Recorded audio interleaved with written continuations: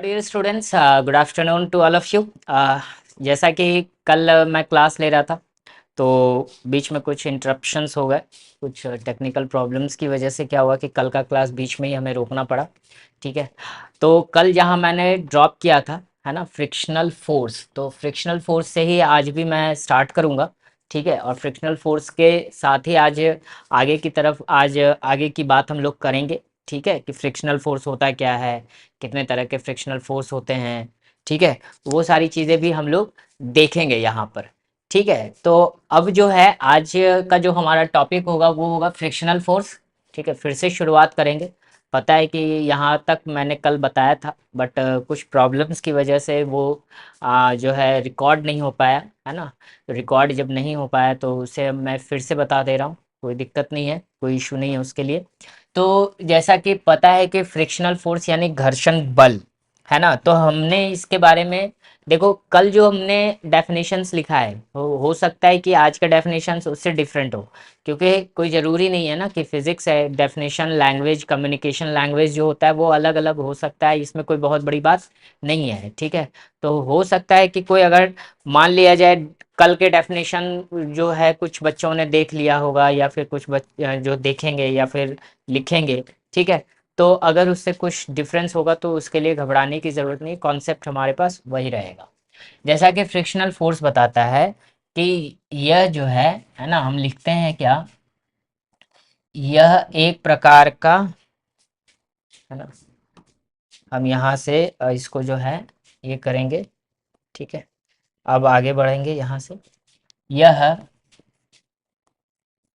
कुछ ज़्यादा ही बड़ा हो गया है ना। तो थोड़ा सा जो है हम इसको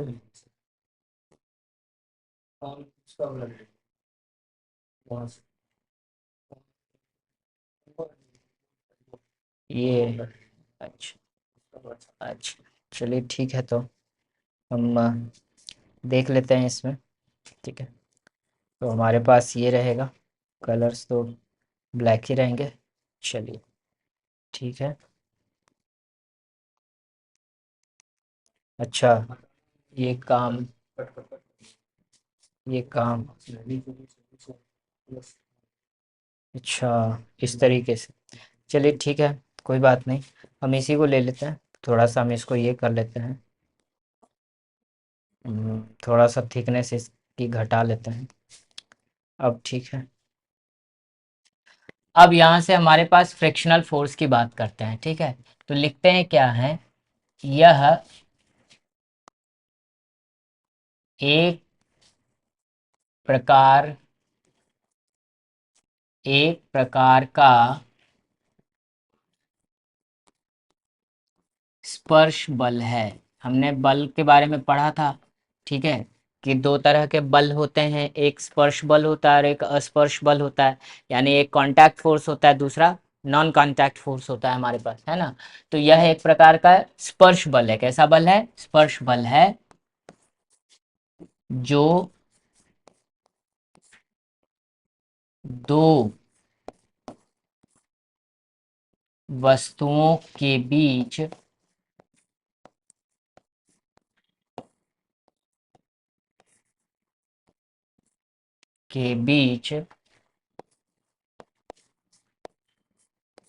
ठीक है, दो वस्तुओं के बीच आरोपित होता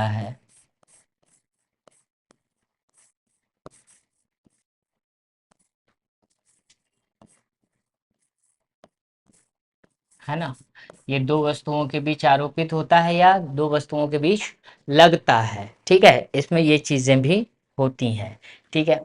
सिंपल सी बात है, एक लाइन का वन लाइनर आंसर होगा। स्पर्श बल है जो कि दो वस्तुओं के बीच, अब कहीं कहीं रहेगा क्या, एक वस्तु है और सतहों के बीच होता है ना, वस्तु और सतह के बीच भी होता है। तो ऐसा नहीं है, वस्तु वस्तु का जो होता है, हर एक वस्तु की भी अपनी एक सतह होती है। ठीक है। अगर मान लिया जाए ये पेन है, तो इसकी भी एक अपनी सतह है। ठीक है। अगर हम जमीन पे चल रहे हैं तो जमीन तो सतह है ही, साथ ही साथ हर वस्तु की अपनी अपनी सतहें होती हैं। ठीक है, इसलिए हमने यहाँ पे लिखा दो वस्तुओं के बीच आरोपित होता है, यानी कि हम इसमें से हम दोनों चीजों की बात कर लेंगे, सतह के बीच भी लग रहा है और वस्तु हो गया हमारे पास, है ना, वस्तु है तो सतह है। ठीक है। अब सतह है तो भाई वस्तु भी है, दोनों चीजें हो सकती हैं यहाँ पे। तो अब हमारे पास क्या है कि यह एक स्पर्श बल है ठीक, और दो वस्तुओं के बीच आरोपित होता है। अब यहाँ से हम लोग इसके इंग्लिश वर्जन की अगर बात करें तो हम लिख सकते हैं this is this is a type of type of contact force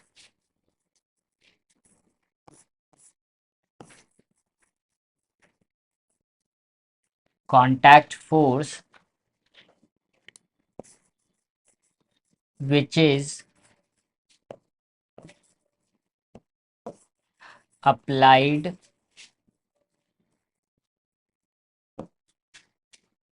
which apply between, apply कर लीजिए, है ना, which is, या आप लिख सकते हैं which does apply, ठीक है, ये लिख सकते हैं which does apply between two objects,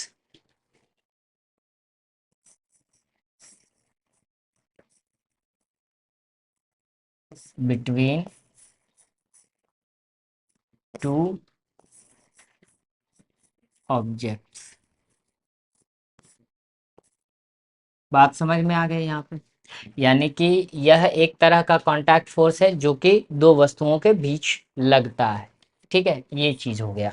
अब इसके बाद जो है घर्षण बल के प्रकार भी होते हैं जो कि हम आगे की तरफ पढ़ेंगे, है ना।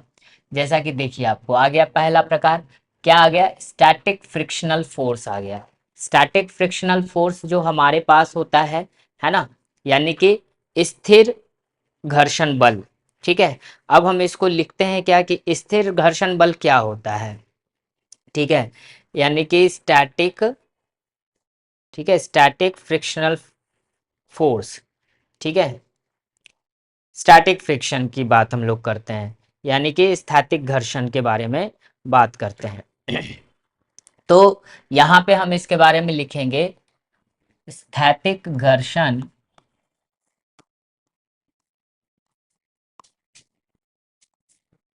ठीक है, स्थैतिक घर्षण,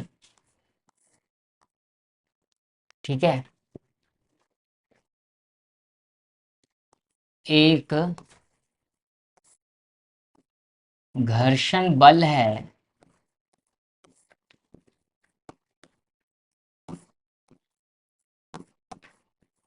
ठीक है। यहाँ पे बारी बारी से जो है हम लोग डेफिनेशंस को देखेंगे, ठीक है। ये स्थैतिक घर्षण एक घर्षण बल है, इसको प्रतिरोधक बल भी कह सकते हैं, है ना, जो ठोस सतहों के बीच लगता है ना। घर्षण बल है जो ठोस सतहों के बीच, ठीक है, ठोस सतहों के बीच लगता है,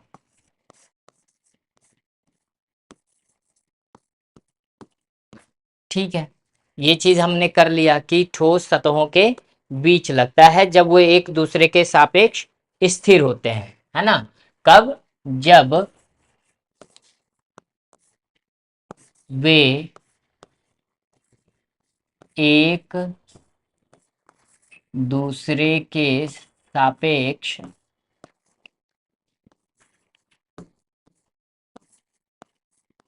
सापेक्ष स्थिर होते हैं,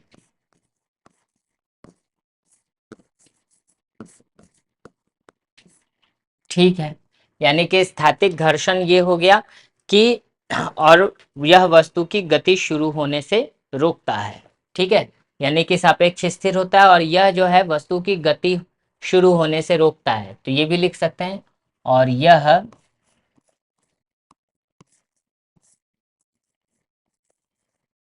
और यह वस्तु की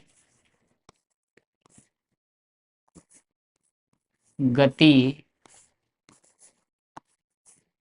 शुरू होने से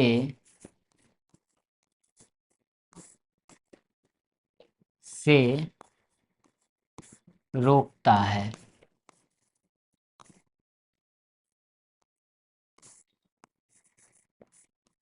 ठीक है, ये हो गया हमारे पास। ये स्थैतिक घर्षण हो गया बल।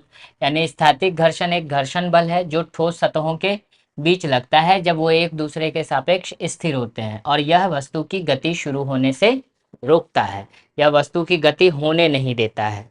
ठीक है, यानी कि कोई भी वस्तु अगर रखी हुई है, कहीं भी रखी हुई है ना, तो वो स्थैतिक घर्षण बल में है।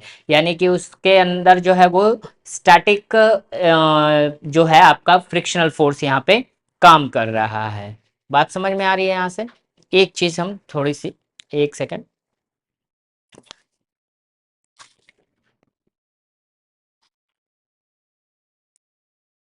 चलिए, अब यहाँ पे हम लोग आगे की बात करेंगे थोड़ा सा। अब स्क्रीन मेरे सामने आ गया है, तो अब हम सारी चीज़ों को हम लोग अच्छे से देख भी सकते हैं, है ना। इस वजह से मैंने अब स्क्रीन को अपने तरफ घुमा दिया है। ठीक है, लैपटॉप का जो हमारा स्क्रीन है उसको मैंने अपनी तरफ घुमा दिया है ताकि हम ये देख सकें। अब यहाँ से हम लोग लिख सकते हैं, आप एक काम यहाँ पे कर सकते हैं, घर्षण बल के जगह पे आप प्रतिरोधक बल लगा सकते हैं, लिख दीजिए। तो वो ज़्यादा अच्छा रहेगा आपके लिए। ठीक है, यानी कि ज़्यादा अच्छा से, यानी कि एक प्रतिरोधक बल है, प्रतिरोधक। ठीक है, इसको देख लीजिएगा, हमने ये लिख दिया है। यह एक प्रतिरोधक बल है। ठीक है, जो कि क्या करता है, जो ठोस सतहों के बीच लगता है। अब इसका इंग्लिश लिखने की कोशिश करेंगे तो लिखेंगे, है ना। तो क्या लिखेंगे, स्टैटिक फ्रिक्शन। यहां पर लिखेंगे स्टैटिक फ्रिक्शन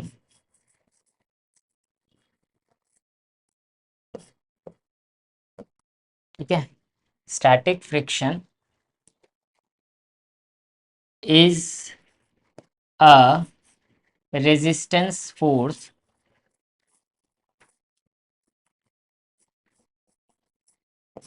ठीक है, रेजिस्टेंस फोर्स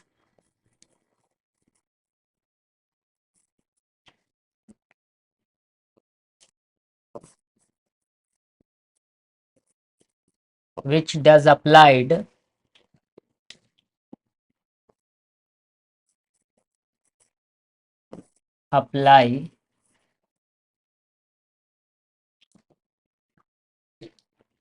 between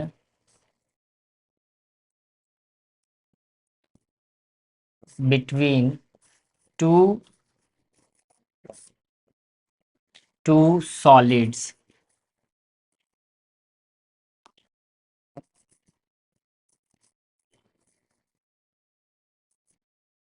ठीक है, बिटवीन टू सॉलिड्स। ठीक है, when they are in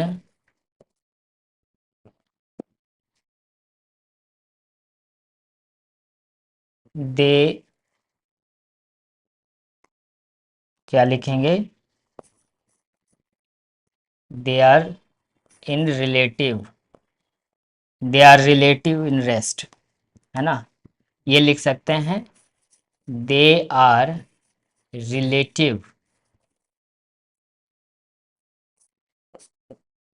in rest. ठीक है, ये रेस्ट में होते हैं। And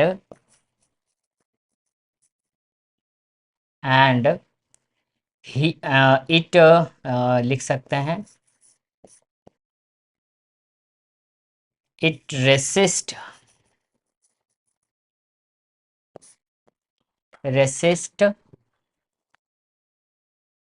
just starts to motion।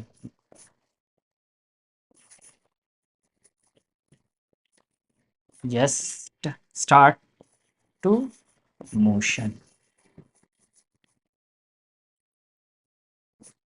समझ में बात आ गई? यहाँ पे ये चीज़ है ना, इंग्लिश थोड़ी मेरी ज़्यादा अच्छी है। ठीक है, तो static friction is a resistance force which does apply between two solids when they are relative in rest, है ना, या रिलेटिविस्टिक रेस्ट भी बोल सकते हो आप लोग। And it resist just start to motion, यानी कि ये वस्तु की गति शुरू होने से रोकता है। ये चीज आपको कहता है कौन? फ्रिक्शनल फोर्स कहता है, यानी स्टैटिक फ्रिक्शनल फोर्स कहता है। ठीक है, ये चीजें हो गई। अब स्टैटिक फ्रिक्शनल फोर्स में क्या होता है कि हम लोग इसके लिए फॉर्मूला लेते हैं। ठीक है, स्टैटिक फ्रिक्शनल फोर्स की अगर हम बात करें तो स्टैटिक फ्रिक्शनल फोर्स में हमारे पास एक ये जो होता है आपका, ठीक है, अगर हम स्टैटिक फ्रिक्शनल फोर्स की बात बाद में इसकी बात हम करेंगे लिमिटिंग में। ठीक है, चलिए अभी हम नहीं बात करेंगे, हम लिमिटिंग में इसकी बात करेंगे।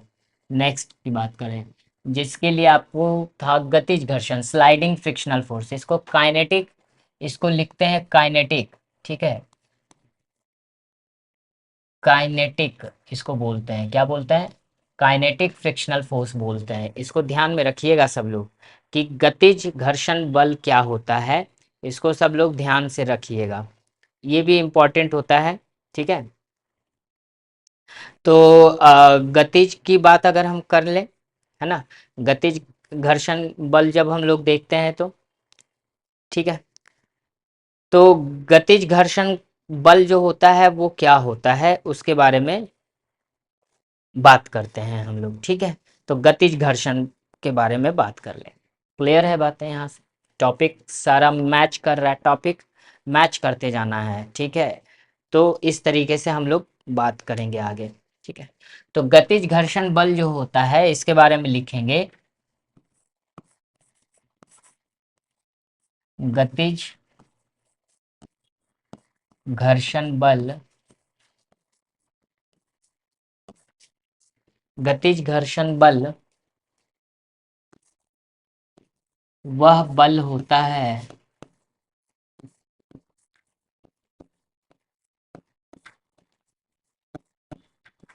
वह बल होता है जिसमें कि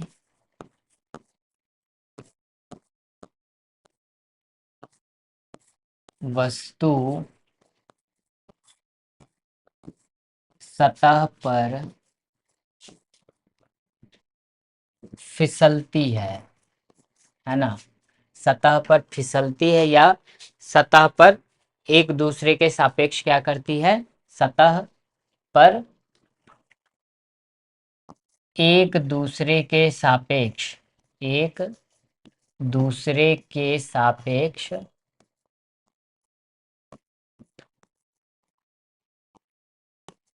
सापेक्ष गति करता है।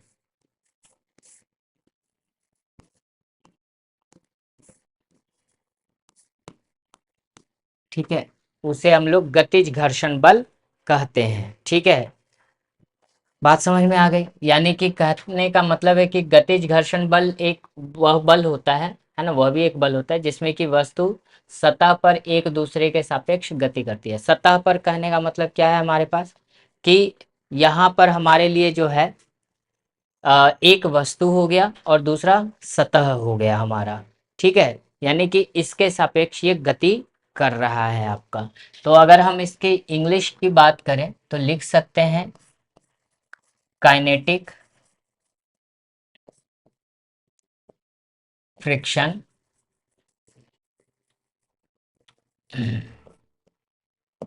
Friction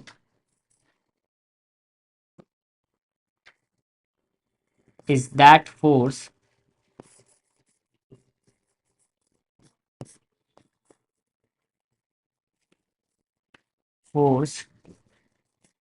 in which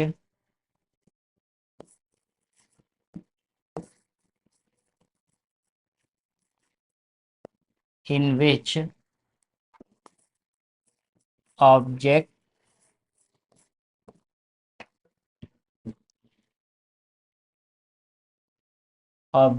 move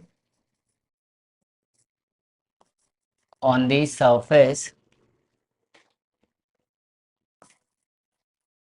on the surface with respect to each other, with respect to each other।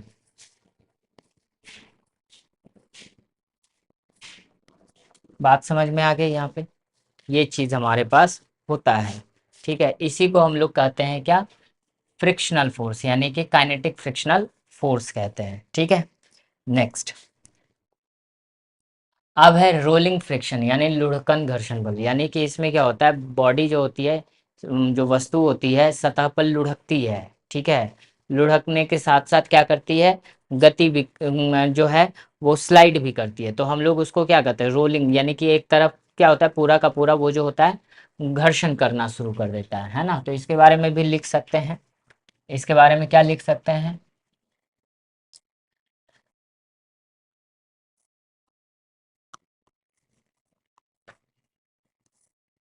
लुढ़कन घर्षण बल।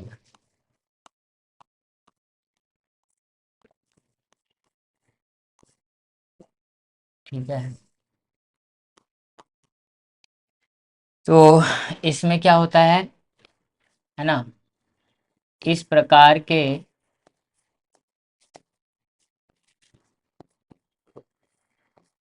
इस प्रकार के घर्षण बल में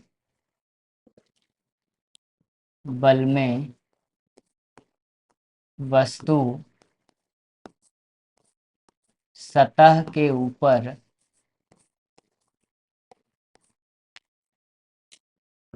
सतह के ऊपर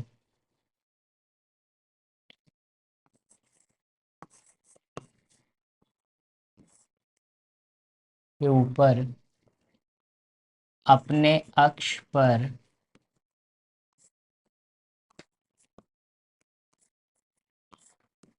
पर घूमते हुए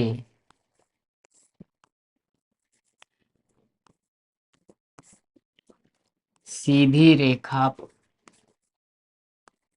में भी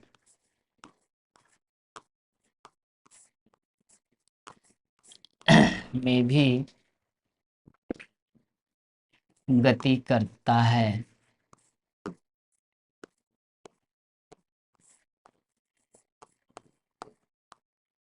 है ना, जिसे लुढ़कन घर्षण बल कहते हैं। ठीक है, जिसे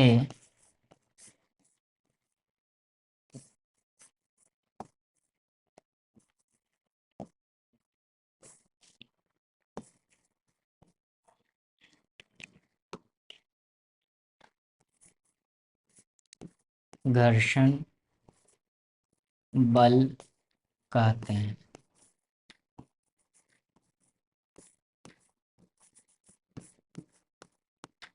ठीक है, ये हो गया। इसमें लिख सकते हैं, in this type of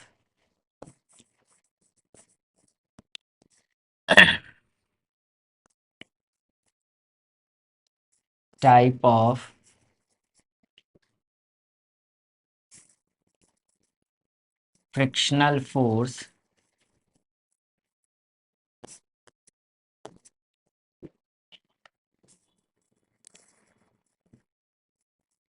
frictional force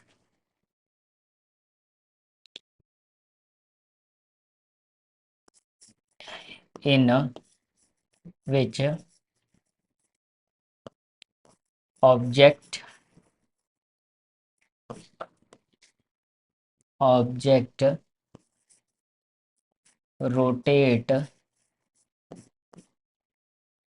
on its axis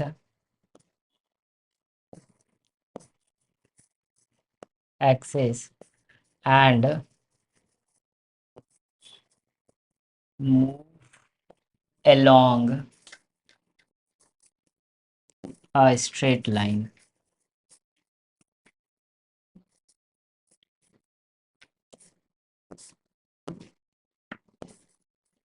ये ठीक है, ये चीज हो गया आपका कौन सा? Rolling friction. इसमें क्या होता है कि ऑब्जेक्ट्स जो होते हैं वो अपने अक्ष पर घूमने के साथ साथ क्या करते हैं, सीधी रेखा में भी गमन करते हैं।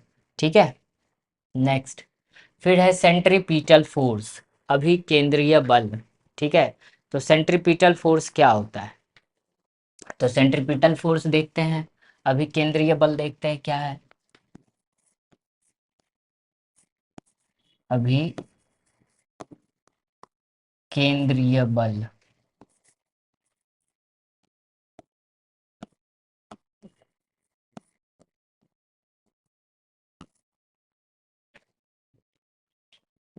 तो लिख सकते हैं जब कोई वस्तु, जब कोई वस्तु किसी वृत्ताकार पथ पर घूमता है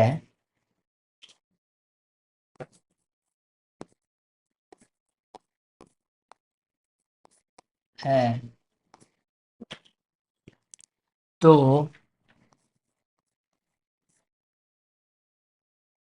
उस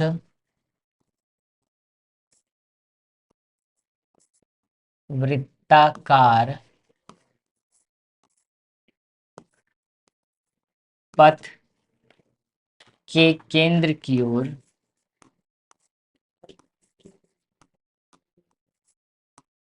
केंद्र की ओर एक बल लगता है।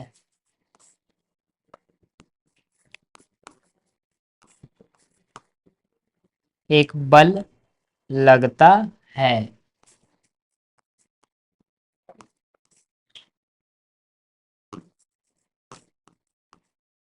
जिसे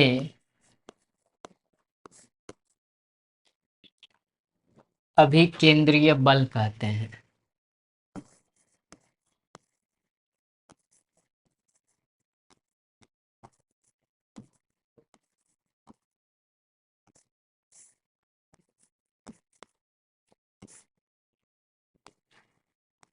बल कहते हैं। ठीक है, ये चीज हो गया, समझ गए बात। इंग्लिश में लिखेंगे when an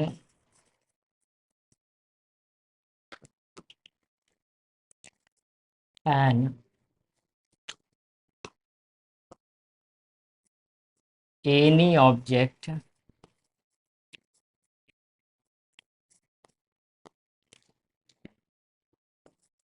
moves along a straight path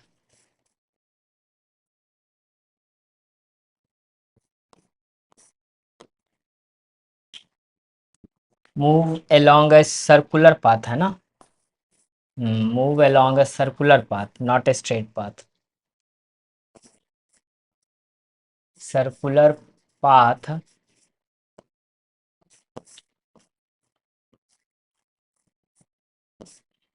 circular path then that body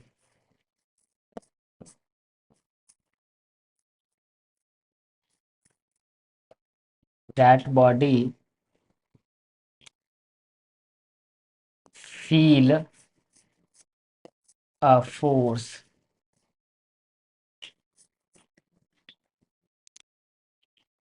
है ना along the center of circle,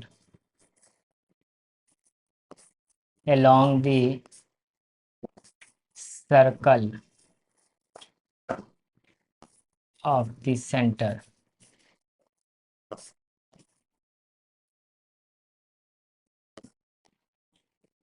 ठीक है, यानी कि कहने का मतलब है कि जब कोई वस्तु जो है घूम रही है सर्कुलर पाथ पे, then that body feel a force चे along the circular of the centre. ठीक है, ये चीज हम लोग लिख सकते हैं। ये हमारे पास आ गया सेंट्रीपिटल फोर्स। सेंट्रीपिटल फोर्स का F C is equal to होता है M V square by R. ठीक है, ये आप लिख सकते हो। समझ गए बात को, ये चीज। नेक्स्ट, अब है रिएक्शन ऑफ सेंट्रीपिटल फोर्स, यानी अभिकेंद्रीय बल का प्रतिक्रिया क्या है। तो अभिकेंद्रीय बल की प्रतिक्रिया सेंट्रीफ्यूगल फोर्स है ना। यानी कि कहने का मतलब है अभिकेंद्रीय बल हो गया, अब अपकेंद्रीय बल हो जाएगा ये, है ना। अपकेंद्रीय बल,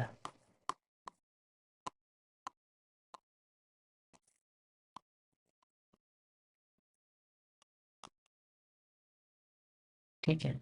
अब ये अपकेंद्रीय बल जो होगा वो क्या होगा, इसी के जस्ट उल्टा होगा। ठीक है, किसके, अभिकेंद्रीय बल के। तो लिख सकते हैं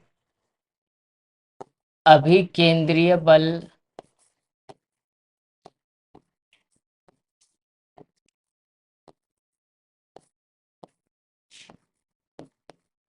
केंद्रीय बल की विपरीत दिशा में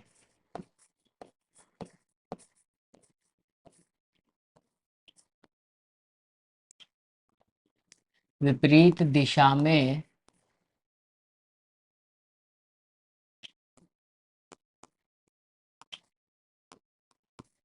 लगाया गया बल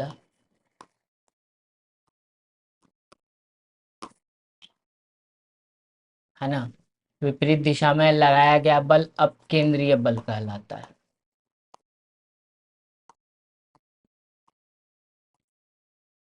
ठीक, अपकेंद्रीय बल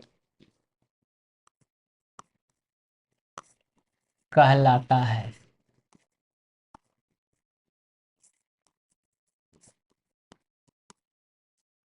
ठीक है, यानी कि हाँ, तो लिखेंगे centrifugal force.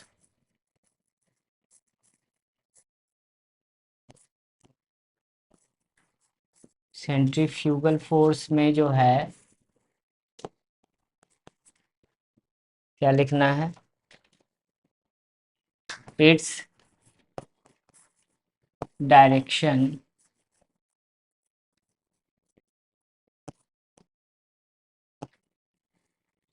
Direction is opposite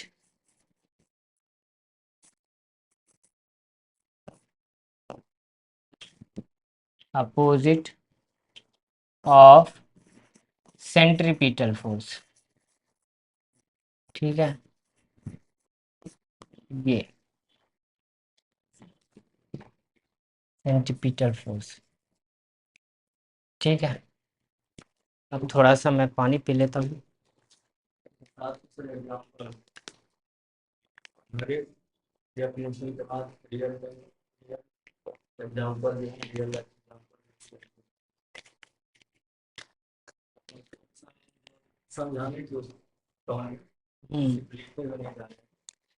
यहाँ पे जो चीज़ें हम करेंगे, ठीक है, हमारे पास क्या है, सेंट्रीफ्यूगल फोर्स है, यानी कि इसका डायरेक्शन अपोजिट होता है सेंट्रीपिटल फोर्स के।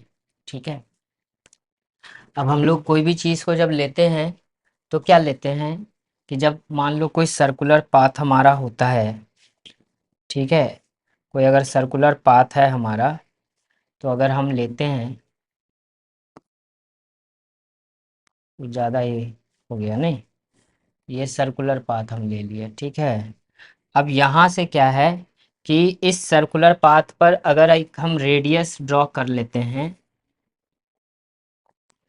मान लो कि हमने एक रेडियस ड्रॉ कर लिया, ठीक है, ये आर है, ये क्या करेगा, मूव करेगा इस डायरेक्शन में। ठीक है, इस डायरेक्शन में मूव करेगा। ठीक है, तो इसका जो होगा, है ना, ये जब डायरेक्शन जब मूव करेगा, ये मूव करेगा। ठीक है, फिर ये मूव करेगा हमारा। ठीक है, ऑब्जेक्ट्स जो होंगे वो इस तरीके से मूव करेंगे। ठीक, तो जब इस तरीके से मूव करता है तो इसका जब डायरेक्शन, सेंट्रीपिटल फोर्स का डायरेक्शन इधर की तरफ होता है। ठीक है, लेकिन सेंट्रीफ्यूगल फोर्स का डायरेक्शन जो होता है आपका वो इस डायरेक्शन में रहता है। ठीक है, इसी को हम लोग सेंट्रीफ्यूगल फोर्स कहते हैं। पीछे भी जब हमने सेंट्रीपिटल फोर्स को समझाया तो mv² हमने फॉर्मूला लिख दिया है ना, क्योंकि इसका फॉर्मूला यही होता है। और इसमें ही आपका जो है ये फोर्स जो लगा ये सेंट्रीपिटल फोर्स लगा, और ये फोर्स जो लगा अपोजिट डायरेक्शन में सेंट्रीफ्यूगल लगा। ठीक है, सेंट्रीफ्यूगल फोर्स कोई फोर्स नहीं होता है, बस उसी का जस्ट अपोजिट होता है, तो हमारा क्या बन जाता है, सेंट्रीफ्यूगल फोर्स बन जाता है। बात समझ में आ गई यहाँ पे, ये सारी चीजें हैं। अब तो आप ऐसे भी सेंट्रीपिटल सेंट्रीफ्यूगल फोर्स जो होता है उसका हमारे पास जो होता है, चौक चौराहों पर जब आप लोग साइकिल नचाते हो घूमते हो, है ना, पृथ्वी भी जो है हमारा सेंट्रीपिटल फोर्स के कारण ही रुका हुआ है ना, अपने एक्सिस पे घूम रहा है। तो ये सारी चीजें जो होती हैं सेंट्रीपिटल फोर्स के दायरे में आती है। ठीक है, नेक्स्ट। अब देखिए आ ही गया सेंट्रीफ्यूगल फोर्स यानी अपकेंद्रीय बल, वही चीज है जो हमने पीछे आपको लिखाया। ठीक है, ये जो हमने लिखा है reaction of centripetal force, reaction यानी अभिकेंद्रीय बल की प्रतिक्रिया क्या होती है, तो अपकेंद्रीय बल की प्रतिक्रिया जो होती है वो अभिकेंद्रीय बल की जो प्रतिक्रिया होती है वो अपकेंद्रीय बल होता है, यानी कि जिसको हम लोग सेंट्रीफ्यूगल फोर्स कहते हैं, जो कि आपको यहाँ पे भी लिखा हुआ है अपकेंद्रीय बल लिखा हुआ है आपका, है ना, ये भी आपका अपकेंद्रीय बल यहाँ पे लिखा हुआ है।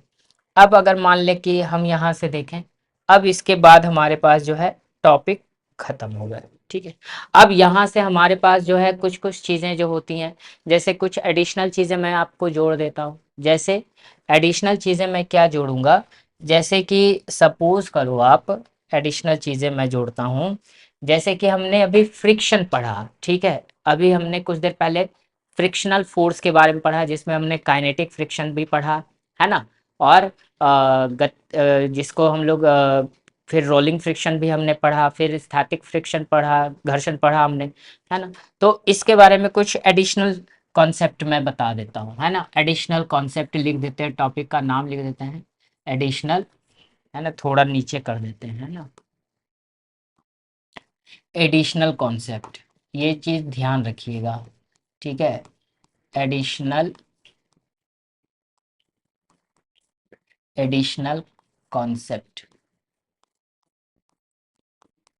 एडिशनल कॉन्सेप्ट, है ना, यानी कि कुछ जो है ना आपके लिए जो रहेगा कुछ महत्वपूर्ण, है ना, एक्स्ट्रा, है ना, जोड़ा गया तथ्य, कंसेप्ट, है ना, यानी कि जोड़ा गया तथ्य।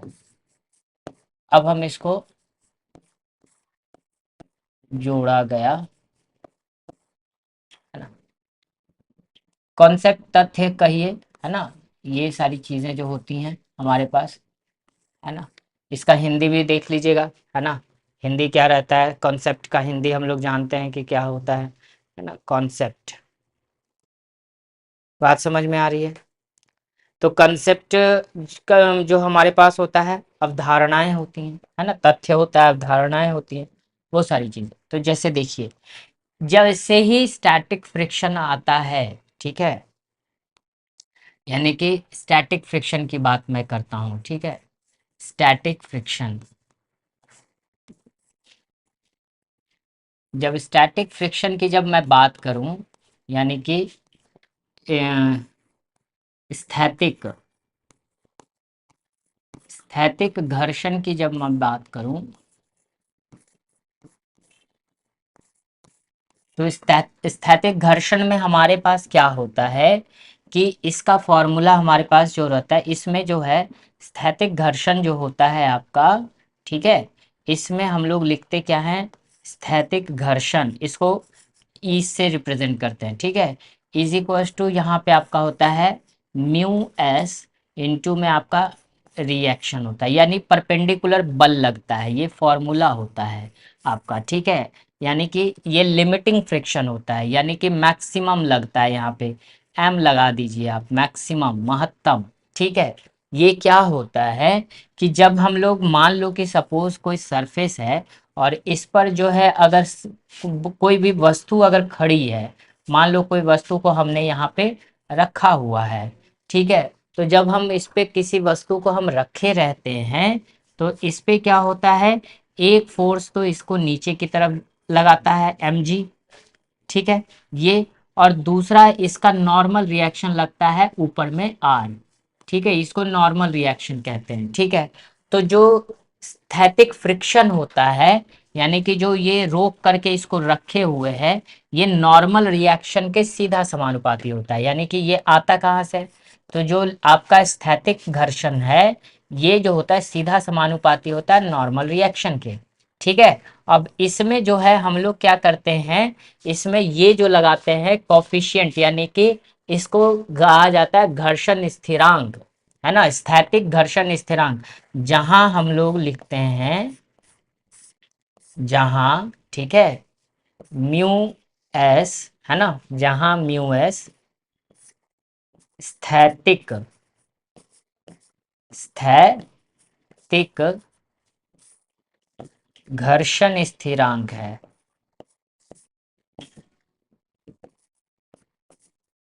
घर्षण स्थिरांक है, ठीक है, ये घर्षण स्थिरांक है, ठीक है। वेयर, कुछ चीजें मैं जोड़ दे रहा हूं, ठीक है, where mu S is a static, static friction constant, ठीक है, कांस्टेंट, ठीक है, ये चीज होता है। यहाँ पर ये हमेशा लगा रहेगा, इसको याद रखना है, ये फॉर्मूला है आपका, ठीक है। उसी तरीके से जब हम लोग काइनेटिक फ्रिक्शन की बात करेंगे, है ना, काइनेटिक,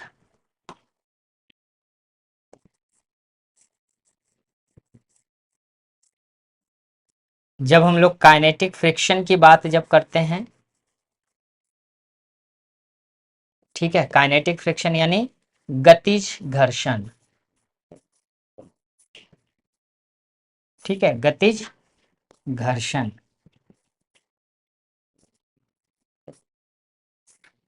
तो जब गतिज घर्षण की बात करेंगे, तो इसका भी जो होता है आपका ये फ्रिक्शन, ठीक है, यहाँ पे लगा दो आप के, ठीक है, ये भी सीधा समानुपाती होता है नॉर्मल रिएक्शन के, ठीक है, ये भी सीधा समानुपाती किसके होता है, नॉर्मल रिएक्शन के। बात समझ में आ गई। तो इसको भी हम लोग क्या लिखते हैं, kinetic friction is equal to mu K into में आर, ठीक है, तो ये आपका फॉर्मूला बन जाता है, ठीक है, ये चीज है। इसी में अगर हमको म्यू का निकालना पड़े फॉर्मूला, तब म्यू एस का, यानी कि स्थैतिक घर्षण स्थिरांक का, तो निकालेंगे क्या, आर बटा स्थैतिक फ्रिक्शन, ये हो जाएगा, ठीक है, आर बटा स्थैतिक फ्रिक्शन हो जाता है म्यू एस। और यहाँ पे भी अगर हम बात करें कि अगर हमें म्यू के निकालना पड़े, ठीक है, इज इक्वल टू, तो हमारे पास कितना हो जाएगा, आर बाई एफ के हो जाएगा। समझ गए बात को, ये चीज आपके पास, बात समझ में आ रही है यहाँ पे। तो इस तरीके से जो है हम लोग इसमें कुछ आपको फ्रिक्शन के कुछ एडिशनल कॉन्सेप्ट को हमने बताया, ठीक है, ये कुछ चीजें जो है एडिशनल कॉन्सेप्ट है, और भी इसकी बहुत सारी महत्वपूर्ण बातें हैं यहाँ पे, जिसमें कि ये आपका इम्पोर्टेंट है, ये आपका वीवीआई है, ठीक है, ये आपका क्या है, वीवीआई है, ठीक है। अगर इसमें हम अगर मान लो कि प्लस कर दें, ठीक है, अगर हम मान लेते हैं कि प्लस कर देते हैं इसमें, ठीक, मान लो कि अब तो जो है यहाँ से ये हो गया, ठीक है, ये चीज़ है। चलिए भैया ज़्यादा कुछ नहीं करेंगे, नहीं तो हमारे पास ही गड़बड़ सड़बड़ बात आ जाएगी।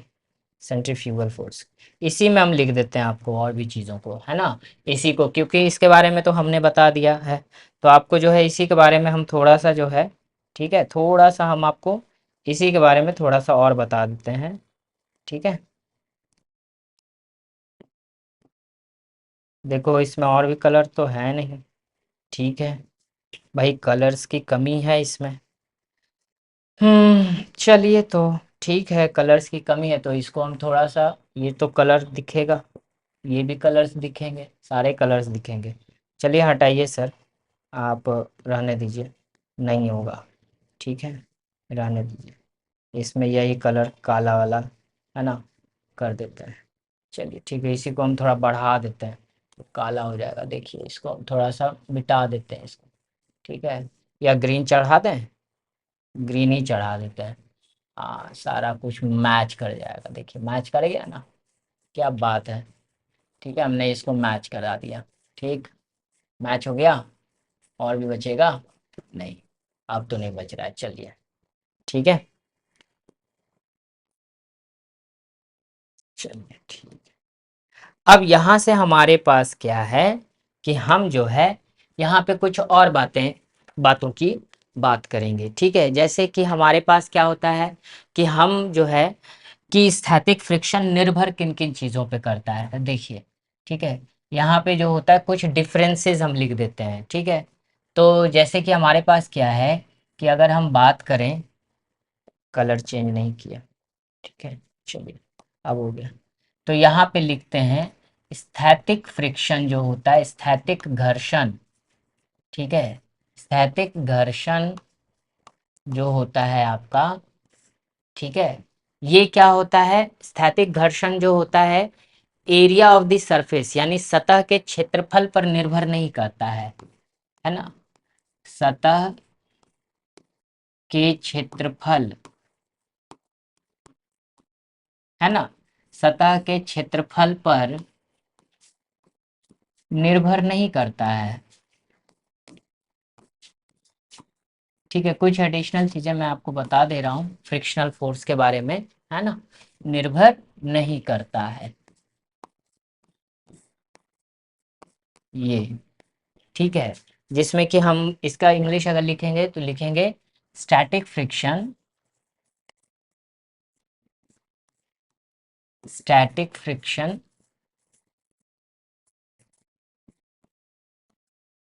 डज नॉट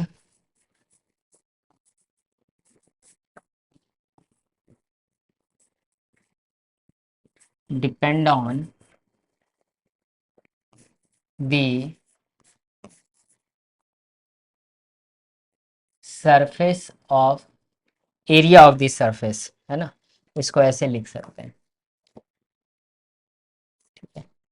क्या लिखिएगा, does not depend on the area of surface, area of the surface, ठीक है, ऑफ द सरफेस, इस पे भी आपका ये डिपेंड नहीं करता है।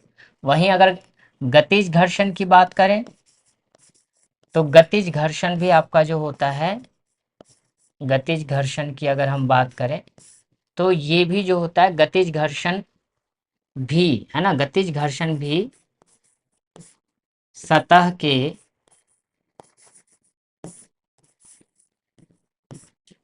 क्षेत्रफल, क्षेत्रफल पर निर्भर नहीं करता है। अपना हो गया तो हो रहा है, निर्भर नहीं करता,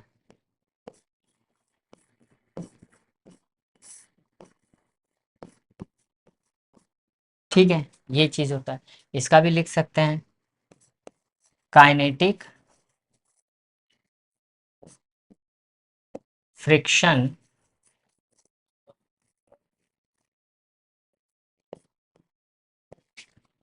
is also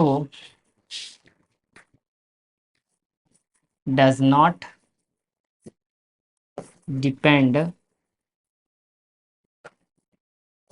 on area of the surface,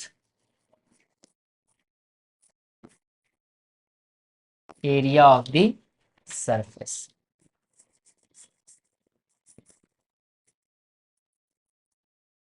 समझ में बात आ गई। तो इस ये कुछ आपकी महत्वपूर्ण जानकारियां हमने आपको दे दी, है ना, घर्षण से आज, ठीक है। तो आज के दिन ये जो आपका जो बल का जो चैप्टर है ना, जो हम लोग बल और बल के नियम को जो हम लोग पढ़ते हैं, ठीक है, वो सारी चीज़ें आपकी खत्म हो गई। यानी कि आज जो है हम लोग साइंस का वो पार्ट भी कवर कर लिए जो कि न्यूटन और न्यूटन के गति के नियमों का पालन करता है और बल के बारे में भी बात करता है। ठीक है, अब इसके बाद जब हम आएंगे नेक्स्ट क्लास में तो हम नए चैप्टर्स के साथ आपको मिलेंगे और नए चैप्टर्स के कॉन्सेप्ट को आपको बताते हुए मिलेंगे। ठीक है, तब तक के लिए आप लोग मन लगा के पढ़िए। ठीक है, थैंक यू सो मच।